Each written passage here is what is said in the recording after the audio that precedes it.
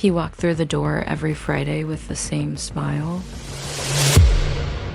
That crooked, careless smile that never matched the weight inside my chest. And he always said the same thing. "Today is the day of orgy." He laughed. I didn't. Something inside me fractured every single time. I tried to brush it off at first. Tried to convince myself it was just a stupid joke after a long day at work. But that word orgy wasn't a joke to me.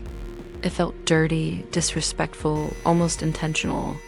Especially coming from a married man who never had time for me. The fights began quietly, like sparks hitting dry wood.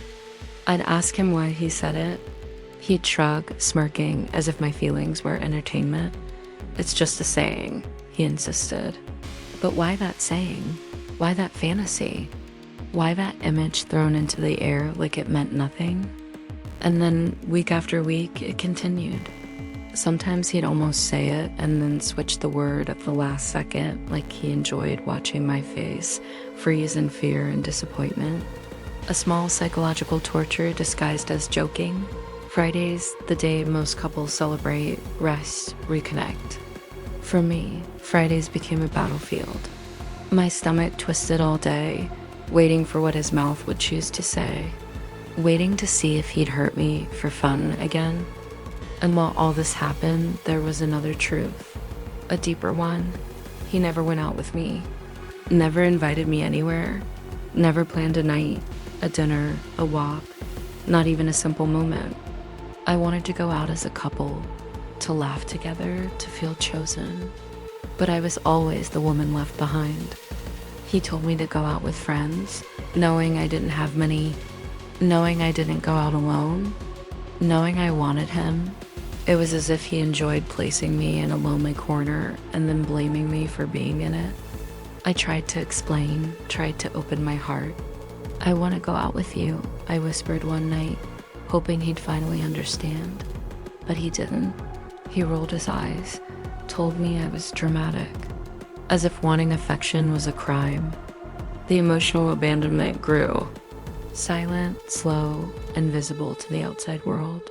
He lived his life, and I lived waiting. Waiting for him to want me, to choose me, to see me. But Friday after Friday, he chose the joke. He chose the sting. He chose the distance. Ever felt this kind of loneliness within a relationship? Please take a second to subscribe. These stories are for you. So that you never again feel alone in what you've lived through, not what you've endured, not what you're healing from. You deserve a voice, and here, your pain is understood. One particular Friday, he said it again, loudly this time, almost proudly. "Today is the day of orgy." And something in me stopped completely. It wasn't anger. It wasn't jealousy. It was clarity.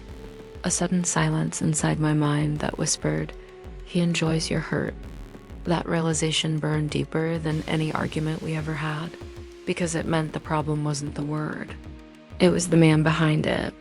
His need to provoke, to destabilize, to keep me emotionally small. Later that night, he left the room, humming proudly, while I sat on the edge of the bed, staring at the wall, wondering how a marriage can become a place where the woman is invisible except when she's hurting. I replayed every conversation every Friday. Every moment he dismissed me, the pattern was clear. He never wanted a partner. He wanted an audience. Someone who absorbed his moods, his jokes, his ego. Someone who stayed. Someone he underestimated. And in that silence, the truth formed like a cold shadow across my heart. I was in a relationship where he never cared if I felt desired, safe, respected. He cared only about his entertainment. I realized then that I wasn't dramatic. I was drowning in emotional abandonment, the kind where you're technically not alone. But spiritually, mentally, painfully, you are. And once you see it, really see it, you can't unsee it. His jokes weren't mistakes, they were messages. They said, "Your discomfort is a joke to me. Your pain entertains me. Your worth is negotiable." But that night, something shifted. I felt a strength rising, quiet but unbreakable. A strength that whispered, "You don't exist to be hurt.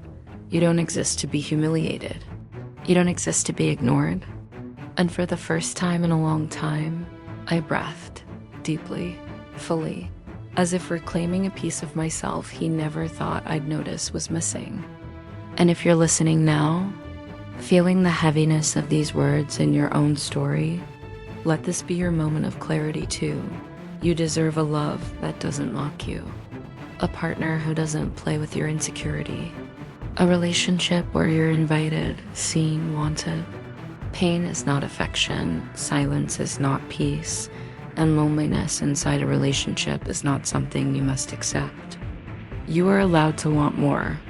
You are allowed to expect more.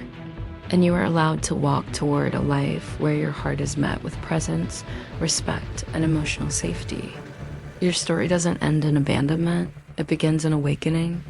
And that awakening starts the moment you finally choose yourself.